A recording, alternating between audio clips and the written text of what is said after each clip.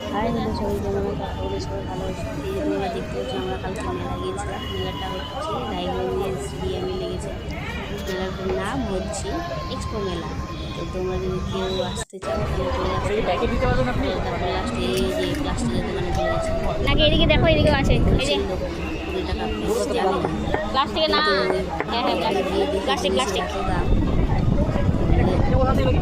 লাস্টে আমরা হচ্ছে দুটো বাটি নিয়েছি, ছোটো ছোটো বাটি নিয়ে বসে গেলাম। মাত্র 10 টাকা করে দাম।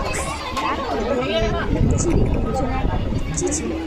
এই পিচ্ছিটা হচ্ছে সব জিনিসপত্র নিয়ে ফেলে এদিক ওদিক ছড়িয়ে ফিরে একবারে একা করে দিয়েছে। তো লাস্টে দুটোবেলা ভাই রে ভাই, এখানে আরে ভাই, তারপরে দেখি এদিকে আরেকটা পিচ্ছি, জামাটাও পিঙ্ক, তার গাড়িটাও পিঙ্ক। ওকে।